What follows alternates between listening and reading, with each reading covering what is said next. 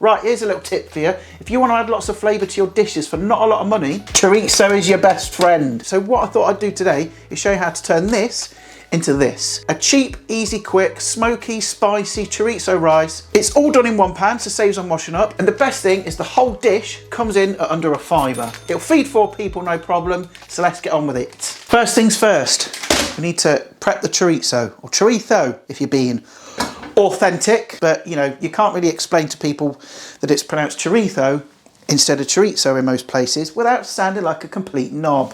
So all I'm going to do is take this out of its packet and keeping as much of the sausage on there as possible. I'm just going to nip off this little end and I'm just going to cut it into 2 pieces like so, and then I'm just going to score down the length of the sausage because we're going to peel it. This step isn't absolutely necessary because the skin is edible.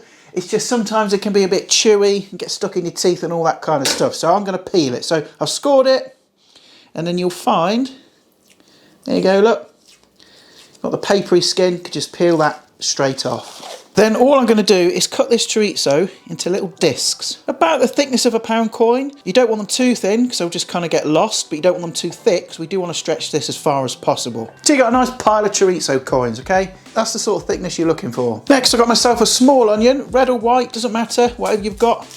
Knocking them out, you know, cut it in half, peel it, you know the score. And then all I'm going to do is just thinly slice this up. Now, this recipe came as a result of a poll I did the other day. I've got 3 dishes that I've been developing. This is one of them. So I thought as a bit of fun, I'd do a little poll and see which one you wanted to see first. And this one came out on top. It just pips the chicken karai curry. Don't worry, they'll all be coming at some point. So if you voted for this, well done. You got your first choice. Next, I've got a couple of cloves of garlic, which I've just peeled.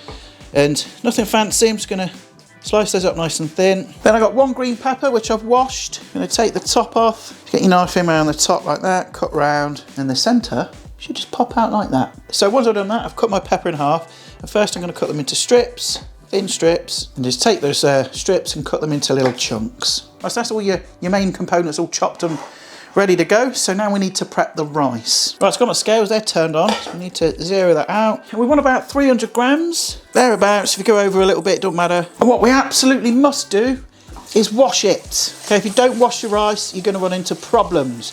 You're going to end up with a starchy, sticky, horrible mess. Because if you look at this, let me bring you in a bit closer. Okay, look at all that horrible flipping murky water, right? That is pure starch and, you know, rice dust. So we need to get that water as clear as possible. You're never going to get it completely clear, but as much as. So wash your rice about 4 or 5 times to get it somewhat clear. So there we are, look, that's after 5 washes. Look how much clearer that water is. Got to wash your rice. If you're not doing that, well, all I can say is, whoa, whoa, you can't eat at everybody's house. Okay, we're ready to start cooking now. So make sure you've got a pan that can have a suitable lid that fits. Well, it doesn't, it's a stupid way to say that, isn't it? Right, shall we start that again? Right, we're ready to start cooking. So I've got my frying pan here, and make sure you've got a lid that fits. Yeah, just say that. Just say that. And then starting from cold, the first thing we're going to add is the chorizo, or chorito, you know, depending on where you're from. So let's get that in. And then we'll turn the hob on to, I'd say about a 4. And you don't need any extra oil in this dish either, because the chorizo's got lots of fat in it. And by starting it in a cold pan, it's going to slowly render out and add its flavour. Because like I said at the start, if you want to add lots of flavour to your dishes for not a lot of money, chorizo is a good answer, right? Because there's lots of flavour in there already, so you don't need to add a ton of other stuff. And you can see, look, after about a minute of cooking, you can see all that wonderful orange flavoured oil that's come out of there, so you don't need to add any extra oil, which is great. So after another minute or so, I'll turn the heat down to like a 2, and I'm going to add the onions and peppers. Stir those through, get everything coated in that oil. And give this about another 3 to 5 minutes. Again, we're just going to start to soften the veg, but everything is going to cook together, so just starting to get everything going. Right, so it's been about 5 minutes, so I'm going to add the garlic now. Give that a good 60 seconds or so, just to take the rawness out of that garlic. And whilst that's doing that, I'm going to drain off the water from this rice. Then wad your rice straight in. Next thing we're going to add is some tomatoes, and like I've said many times before, don't buy the tins of chopped tomatoes. Get the whole ones and crush them yourself by hand.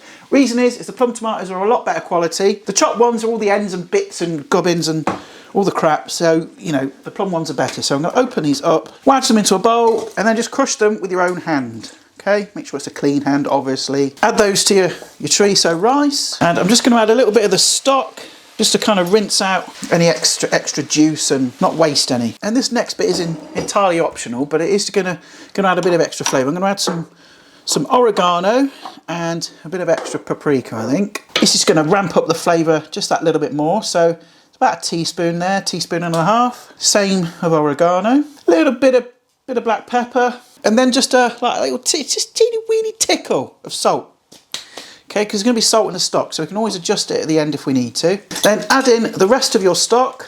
Final mix. Twat a lid on it and bring that up to a nice gentle simmer. And once that's been brought to a simmer, you're going to want to cook that for about, I'd say about 15 minutes. Might take a little bit longer, might take a bit less. Basically until the rice is nice and soft, nice and fluffy, and all the stock has been absorbed. So whilst that's kind of doing its thing, I'm going to make myself a drink because I'm parched.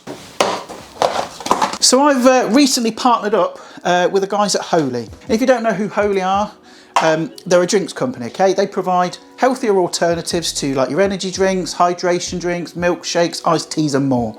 And they very kindly sent me out their starter deluxe pack to have a try out.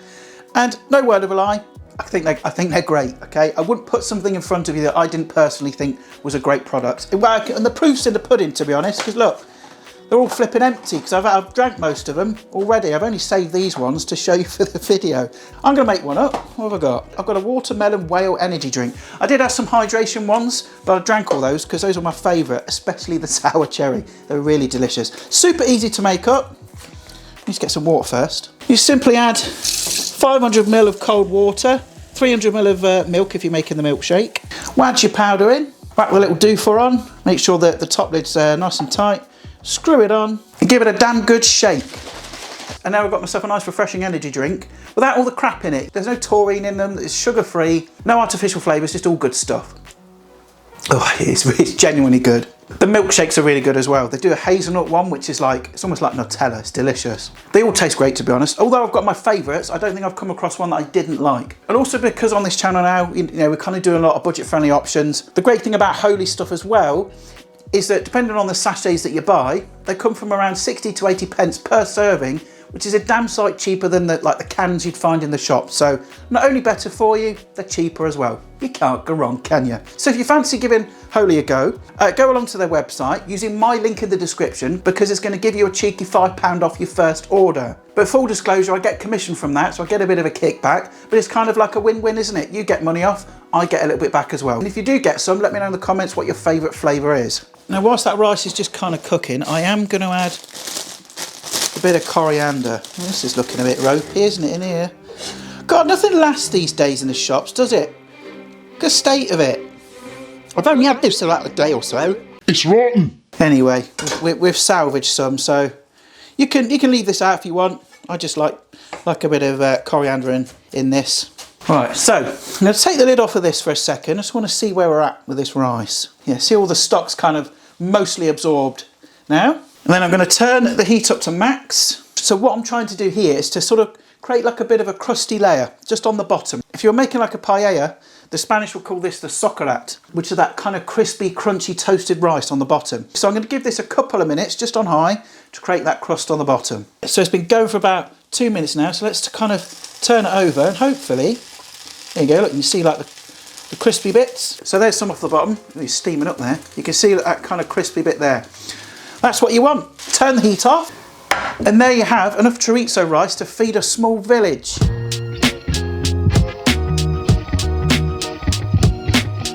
And because I'm a degenerate, I am going to eat this straight out of the pan, because I don't know about you, I don't like washing up. There we go. Oh, bloody hot still. But it's delicious, right? It's everything you'd expect from it. Smoky, slightly spicy. You've got the sweetness from the peppers and onions. And it's just a really filling, cheap, hearty dish. So that's the latest instalment of my budget recipe series. A tasty chorizo rice for under £5. So give it a go and let me know what you think. And also remember, if you want to go and check out Holy, get yourself a cheeky £5 off your first order. Click my link in the description below. I'll also do a pinned comment as well. Check out their massive range of flavours, get some money off and see what you think. But listen, I'm going to bugger off, finish, I'm definitely not going to finish the rest of this. I'm going to have some of it for my lunch, and I'll see your gorgeous faces next time. Ta-ra for now.